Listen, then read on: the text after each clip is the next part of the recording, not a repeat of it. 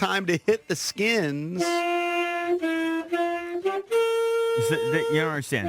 This makes Valdez so happy every time he plays. I thought you made a rule that by Wednesday he wasn't allowed to keep playing the sad HTTR. He just loves it. I mean, this does not make me happy. I don't know why you say it makes me happy. I can just tell. You just get glee. I don't have any glee. You do. I have no glee. Yeah. Well, Anyway, maybe if you predicted the game right, you would have a little more glee. I mean, I did not predict that last week. I mean, how many people people predicted that the Bears would come in and boat race the Commanders? I don't think that there were many. You're looking at one.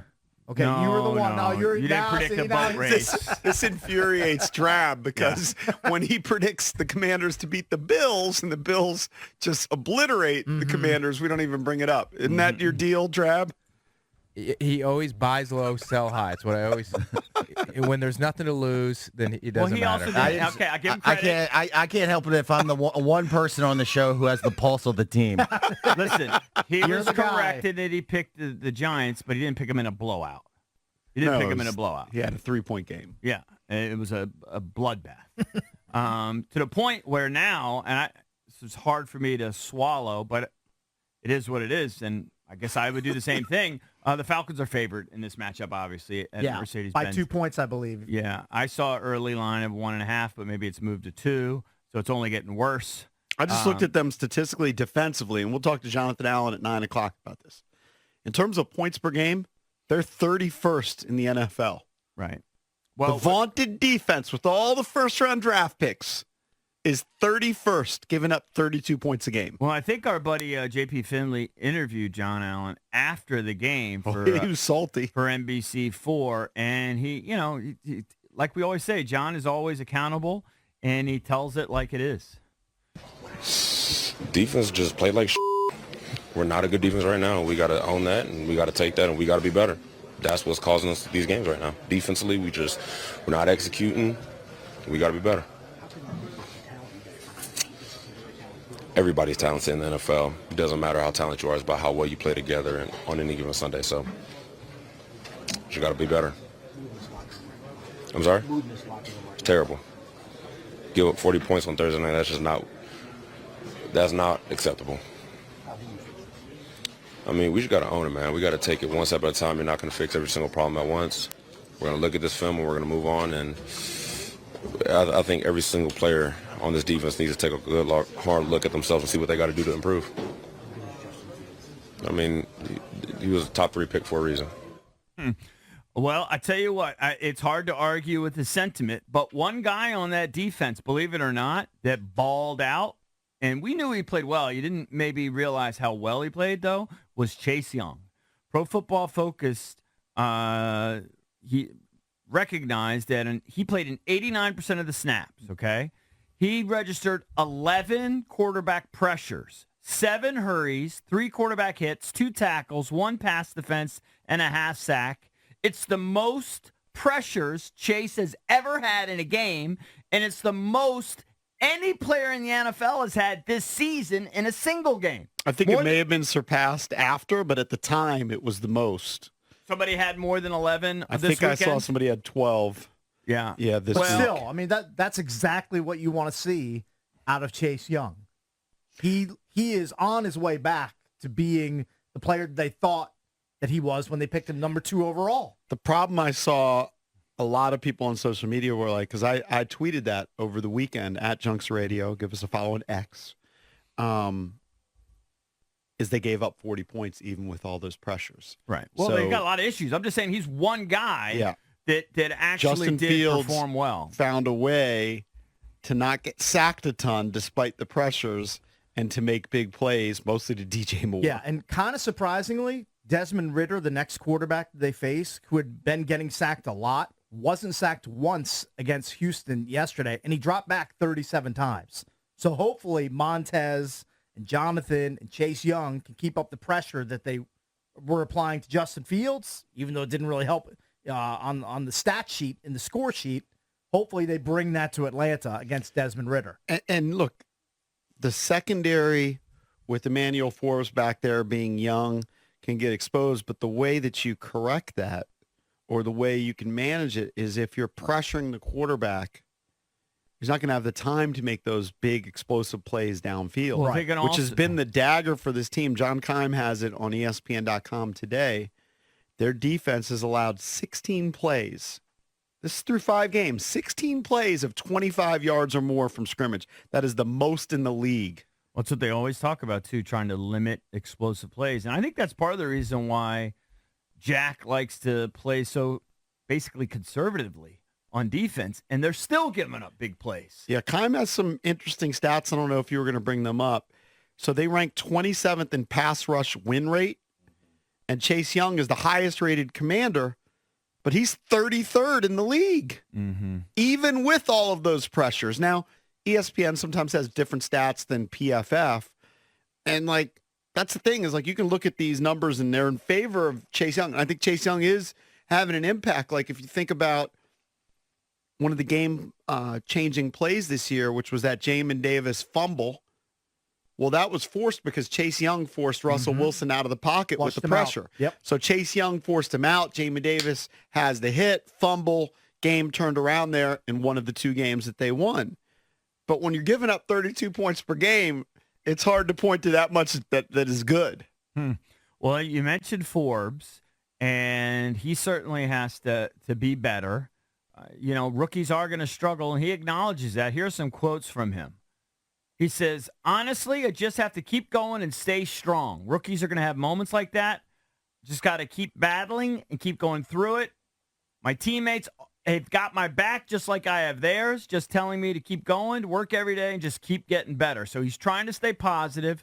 But, I think he's been benched now in 2 games through the first 5. So it's been a struggle. Teams are obviously picking on him. And Rivera says he's trying to do too much. You look at the quotes from Coach Rivera. He talks about Forbes needing more discipline. He needs to use the techniques that they're teaching.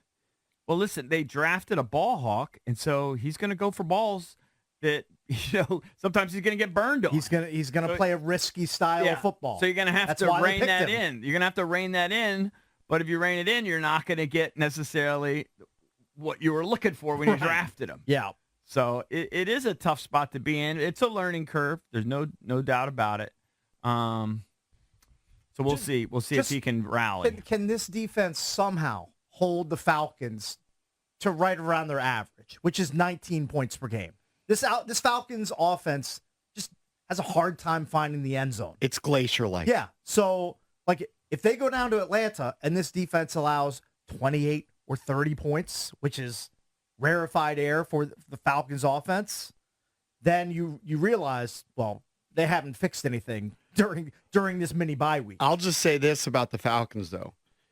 Their offense is tough to watch, even though they have highly skilled players like Bijan Robinson, Kyle Pitts, and Drake London.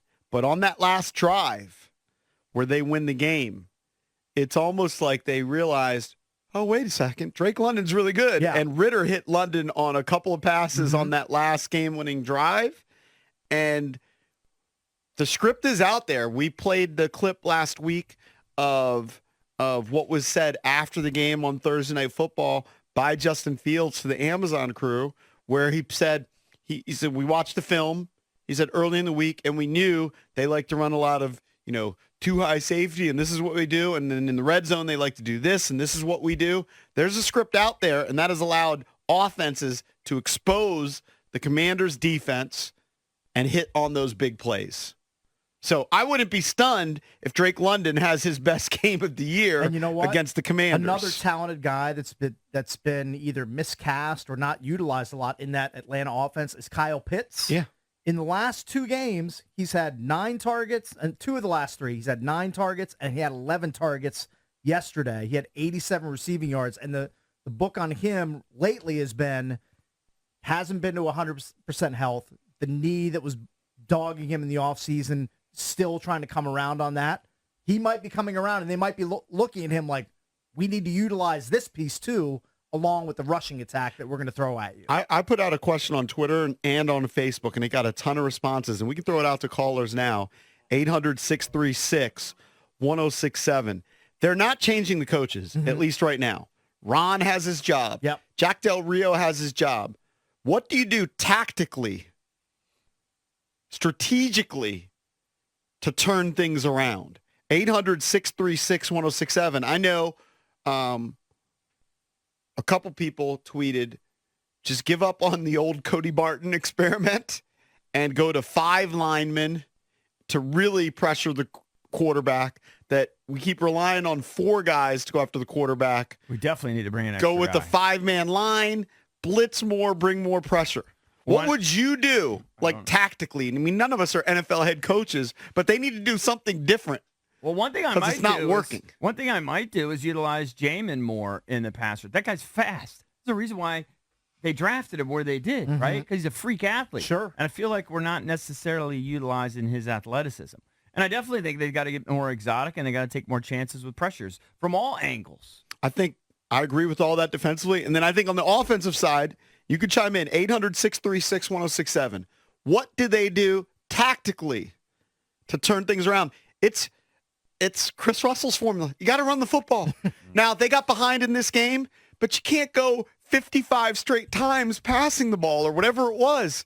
Sam Howell is going to be killed. Well, if they flip the switch. And their best, to me, their best half of football was that first half against the Eagles. Yeah.